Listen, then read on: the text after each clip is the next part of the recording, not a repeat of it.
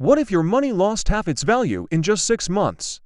What if you had to rush to the store the moment you got paid because by dinner time, your wages would be worthless? It's not a dystopian movie plot. This was reality in Germany back in 1923. Prices didn't just rise, they sprinted, they flew, they escaped gravity. Today, we're opening up the playbook of how an entire nation's currency can die. And you'll be surprised by how many of its lessons still echo in our modern markets. So, stick around as we dive into one of history's most dramatic economic collapses. After World War I, Germany was on its knees. The country was crippled by staggering war costs and forced to pay massive reparations to the Allied powers. On top of that, its tax system was in shambles. With a huge hole in its budget, the government faced a choice. The path they chose was a dangerous one. They started printing money. Officially, they issued short-term government bills, but the central bank, the Reichsbank, would immediately buy them up, effectively turning government debt into cash. As the money supply ballooned, people's confidence in the German mark began to evaporate. They could see more and more paper money floating around, and they knew what that meant. Each mark was becoming less valuable. The price race had begun. This brings us to the first engine of this catastrophic inflation: monetized deficits. Think of it like this: when a government consistently spends far more than it earns, the temptation to just print the difference becomes overwhelming. In Weimar Germany, this wasn't a one-time emergency measure, it became standard practice.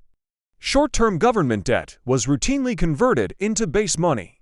This sent a crystal-clear signal to everyone, from factory workers to savers: hold onto your cash, and it will buy you less tomorrow.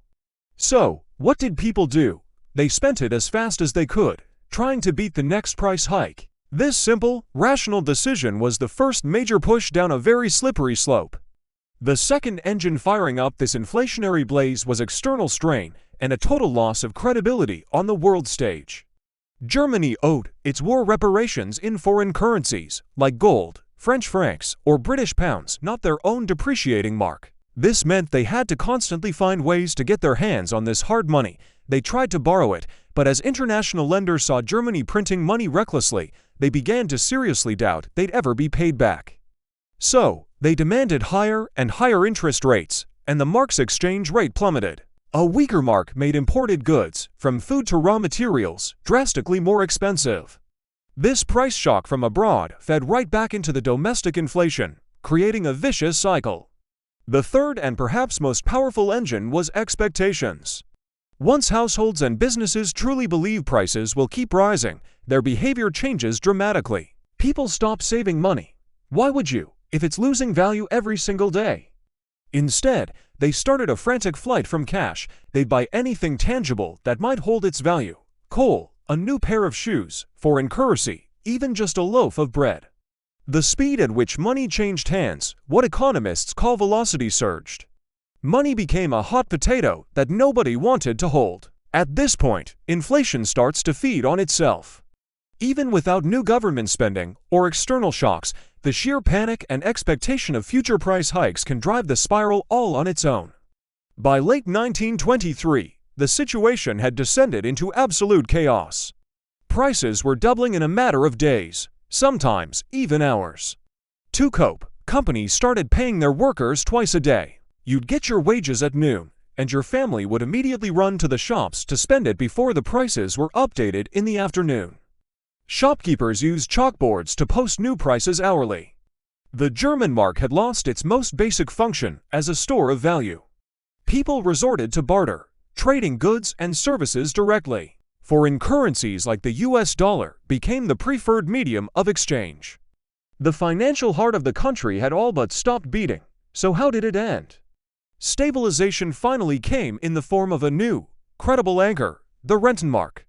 This new currency was supposedly backed by land and industrial assets. More importantly, the government slammed the brakes on. They tightened their budget, completely halted the money printing, and sent a clear, powerful signal that the era of fiscal indiscipline was over. It wasn't just math or a new currency design that stopped the spiral, it was the restoration of credibility.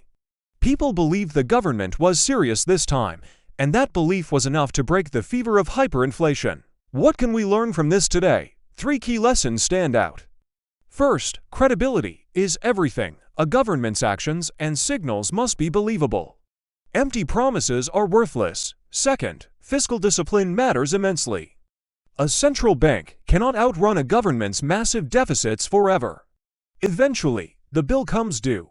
And third, psychology is a powerful economic force. People's expectations can shift slowly at first and then all at once. That's why we need to watch what people are thinking and feeling, not just rely on economic models.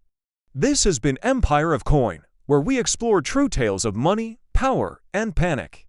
If you want more of history's clearest lessons for today's markets, make sure to subscribe and share this video.